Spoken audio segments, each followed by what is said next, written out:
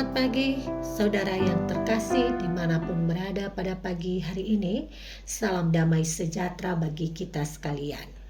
Pada pagi hari ini kita kembali merenungkan firman Tuhan dan dasar perenungan kita terambil dari kitab Roma pasal 3 ayatnya yang ke-28.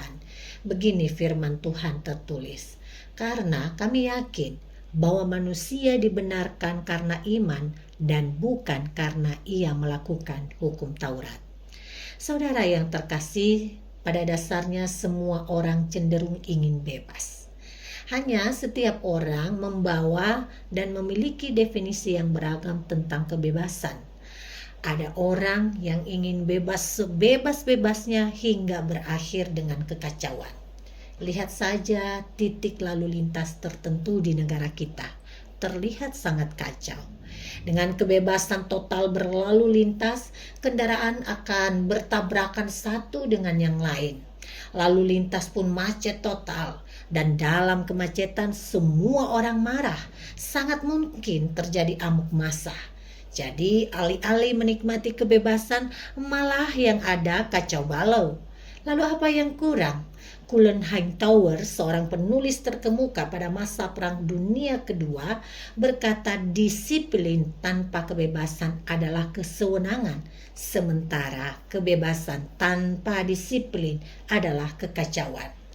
Saudara, semua orang punya definisi yang beragam tentang kebebasan. Lalu bagaimana kebebasan itu dari perspektif iman?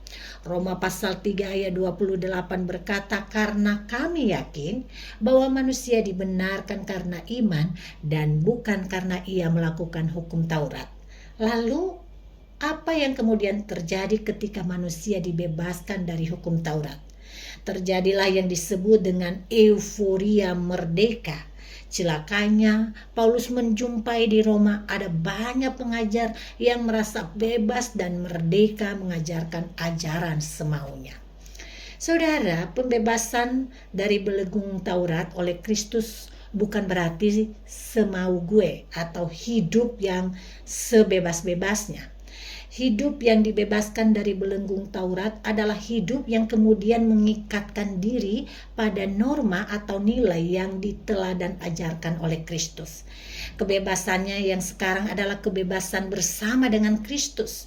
Kebebasan bukanlah kebablasan, melainkan hidup dalam ketaatan kepada Kristus. Ketaatan kepada Kristus dibutuhkan dalam mengisi kemerdekaan. Di dalam Kristus kita telah dimerdekakan dari belenggu dosa dan segala tuntutan Taurat. Namun pada saat yang sama kita menjadi hamba-hamba Kristus. Kebebasan yang demikian disebut dengan kebebasan yang bertanggung jawab.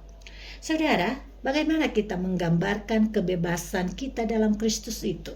Ya, sama seperti Messi dan Petrucci, pemain bola dan pemain gitar dunia yang legend. Mereka bebas memainkan bola dan gitar mereka. Namun, setiap hari tidak membebaskannya mereka dari latihan yang ketat. Kita bisa mengekspresikan iman kita dengan bersuka cita, tetapi tidak membebaskan kita untuk setiap hari taat, setia, dan tinggal bersama dengan Kristus. Demikian Epictetus, seorang filsuf Stoa berkata, orang yang bebas adalah orang yang mengendalikan dirinya sendiri. Orang yang merasakan kebebasan yang sesungguhnya adalah orang yang mampu mengendalikan dirinya dengan taat kepada Tuhan melalui kebenaran firman-Nya. Demikianlah firman Tuhan yang menjadi renungan kita pada pagi hari ini, sehingga kita bisa menjadi orang merdeka yang bertanggung jawab, yaitu kita bebas melakukan dan berkarya apapun di tengah-tengah dunia ini, tetapi dibatasi oleh kebenaran firman Tuhan, ketaatan kita kepada firman yang dikehendaki oleh Tuhan bagi kita. Mari kita berdoa. Terima kasih Bapa di surga untuk firman-Mu. Kami bersyukur kami telah dimerdekakan dari dosa, dimerdekakan dengan iman dan bukan dengan hukum Taurat. dan pimpinlah kami agar kami bisa mengisi kemerdekaan kami dalam Kristus dengan setia taat kepadamu. Ada banyak hal yang kami lakukan sesuai dengan kehendak dan kemauan kami yang bebas, tetapi mampukan kami untuk bertanggung jawab dalam memilih setiap apapun, sehingga kebebasan kami adalah kebebasan yang tunduk pada kebenaran firman. Hari ini pun kami akan bebas melakukan apapun karena Tuhan telah mengizinkan kekuatan baru bagi kami.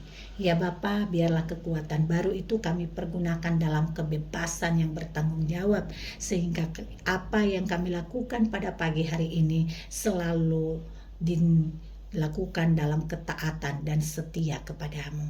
Terima kasih Bapa di surga, di dalam nama Yesus Kristus kami bersyukur dan memohon. Amin.